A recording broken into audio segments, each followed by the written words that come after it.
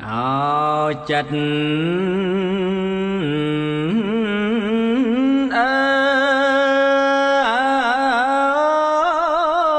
យចិត្តនៅ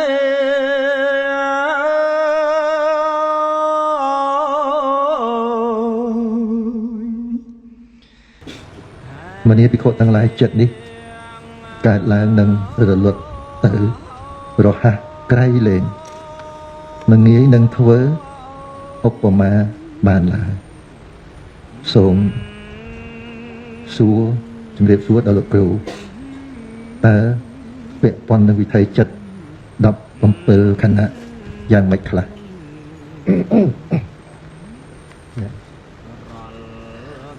អញ្ចឹងយើងឃើញថាអរគុណគ្រូសាសុទ្ធបថាអញ្ជើញអង្គទ្រង់សម្ដែងធម្មនាភិក្ខុទាំងឡាយតថាគតរំពឹងរកមើលមិនឃើញសភាវៈដទៃសូមបីតែសភាវៈមួយដែលកើតនឹងរលត់ទៅរហ័សដូចជាចិត្តនេះសោះឡើយមនីភិក្ខុទាំងឡាយចិត្តនេះកើតនឹងរលត់ទៅរហ័សក្រៃលែងមិនងាយនឹងធ្វើឧបមាបានឡើយ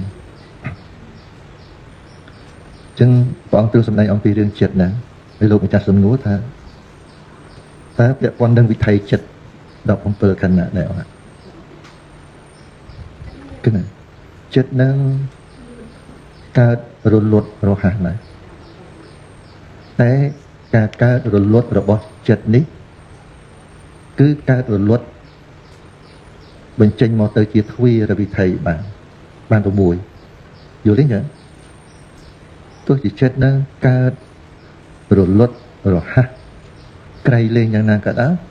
តែអាការកើតរលត់របស់ចិត្តនេះគឺកើតរលត់ក្នុងទ្វារទាំង5មួយយល់ទេចានឹងអាការកើតរលត់របស់ចិត្តដែលលឿននឹងឯងវាចែកចេញជាទ្វារ5មួយចក្ខុទ្វារវិថីសោតទ្វារវិថីឃានទ្វារវិថីជីវហាទ្វារវិថីកាយទ្វារវិថីនិងមនោទ្វារវិថីហើយចំពោះទ្វារវិថីនេះដែលចិត្តកើតរលត់នៅក្នុងទ្វារវិថីហ្នឹងណាចិត្តនឹងមានស្អីជាទីអាស្រ័យ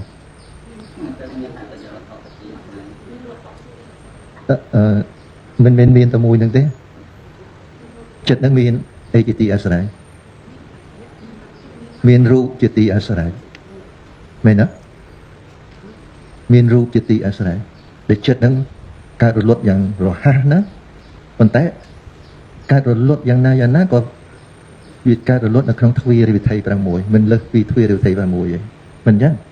ហើយដែលកើតនៅក្នុងទ្វារវិថីតែ6ចិត្តនឹងវាត្រូវអាស្រ័យរូបមែនហើយមានចិត្តមានហត្ថយៈជាទីអាស្រ័យដូចជាចក្ខុវិញ្ញាណមានស្អីជាទីអាស្រ័យចក្ខុវត្ថុជាទីអាស្រ័យអត់មានហត្ថយៈវត្ថុជាទីអាស្រ័យទេមែនទេតែចិត្តនឹងមានរូបជាទីអាស្រ័យតែចិត្តនឹងជាទីអាស្រ័យនៃអី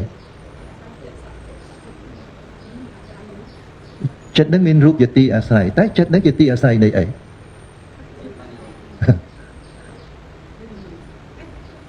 ចិត្តនឹងមានរូបជាទីអាស្រ័យតែចិត្តនឹងជាទីអាស្រ័យនៃអីល្អជាទីអាស្រ័យនៃចេតសិកស្ដាប់អានេះក៏ចាមានរូបជាទីអាស្រ័យតែខ្លួនឯងនោះជាទីអាស្រ័យនៃចេតសិកស្ដាប់អានេះចាហ្នឹងអញ្ចឹងបើប្រសិនបើចិត្តកើតរលត់រហ័សក្រៃលែងយ៉ាងអញ្ចឹងមានរូបជាទីអាស្រ័យហើយខ្លួនឯងហ្នឹងទោះជាវាលឿនប៉ុណ្ណឹងក៏ជាទីអាស្រ័យនៃចេតសិកមែនទេហើយទាំងរូបទាំងចិត្តទាំងចេតសិកទាំងរូបទាំងចិត្តទាំងចេតសិកប្រព្រឹត្តទៅបានព្រោះអ្វីប្រព្រឹត្តទៅបានព្រោះអ្វីណាវាប្រព្រឹត្តនៅក្នុងទ្វារយើងនិយាយព្រោះបង្កើតរលត់នៅក្នុងទ្វារយល់ទេប៉ុន្តែវាចង់និយាយថាវាកើតរលត់នៅក្នុងទ្វារហើយទាំង6ហ្នឹងតែចិត្តនឹងឯងមានរូបជាទីអាស្រ័យហើយខ្លួនឯងជាទីអាស្រ័យនៃចេតសិកតើទាំងរូបទាំងចិត្តទាំងចេតសិកប្រព្រឹត្តទៅបានព្រោះអ្វី ប្រព្រឹត្តទៅបានព្រោះអ្វីព្រោះបច្ច័យតែបាននេះចាព្រោះបច្ច័យដោយសង្ខេប24និងបច្ច័យដោយពុស្ដា52វាតំណាក់ទំនងគ្នាទៅដល់យ៉ាងហ្នឹងមែនទេអញ្ចឹងយើងស្ដាប់មើលទៅយើងឃើញថាចិត្តមានរូបជាទីអាស្រ័យឯចេតសិកមានចិត្តជាទីអាស្រ័យប្រព្រឹត្តទៅបានអាស្រ័យបច្ច័យមានអារម្មណបច្ច័យមានហេតុបច្ច័យមាននិស្សយបច្ច័យមានកម្មបច្ច័យមានសម្បយុត្តបច្ច័យមានអត្ថបច្ច័យជាដើមយល់ទេចឹងដូច្នោះដែលព្រះអង្គទ្រង់សម្ដែងថាមនីភិក្ខុទាំងឡាយតថាគតរំលឹករកមិនឃើញសុភាវៈដតីសូម្បីតែសភាវៈមួយដែលកើតឡើងនឹងរលត់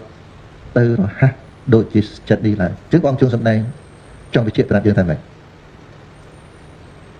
ព្រះអង្គសម្ដែងប្រាប់យើងតែប៉ុណ្្នឹងចង់ប្រាប់យើងថាម៉េចហ្នឹងហើយតថាគតរំពឹងរកមើលមិនឃើញសភាវៈដតីសូម្បីតែសភាវៈមួយដែលកើតរលត់យ៉ាងរហ័សដល់យ៉ាងក្រៃលែងហើយដូចជាចិត្តនេះសោះឡើយអញ្ចឹងបងចង់សម្ដែងប្រាប់យើងថាម៉េចទៅ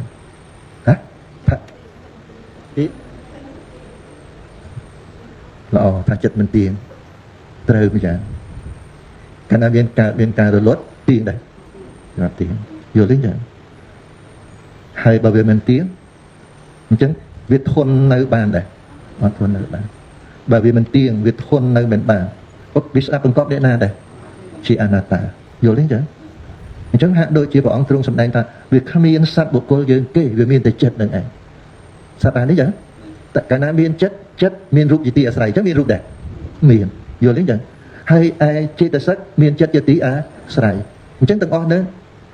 មិនមានយើងមិនមានសត្វបុគ្គលមិនមានគេវាមានតែអីវាមានតែចិត្តចេតសិកវាមានតែរូបហើយនឹងនាមយល់ទេចឹងនេះព្រះអង្គទ្រង់សម្ដែងពីកម្មដ្ឋានណានេះអង្គសម្ដែងប៉ុណ្ណឹងចង់ប្រាប់យើងថាវាមានតែរូបធម៌និងនាមធម៌ដែលប្រព្រឹត្តទៅជាមួយនឹងបច្ច័យ24ឬក៏52នឹងតែប៉ុណ្ណឹងយល់ទេចឹងកាលណាអត់មានរូបអត់មាននាមមានបច្ច័យដែរអត់មានយល់ទេចឹងឃើញទេមានដែរហ្នឹងហើយខ្ញុំទៅសេ43ទេតែនៅក្នុងវិសុទ្ធិមគ្គលោកនៅក្នុងព្រះបឋមលោកប្រើ24ដោយពុស្ដាដោយសង្ខេបហើយនឹង52ដោយពុស្ដាណាតែខ្ញុំរំដឹងបង្រៀនតែ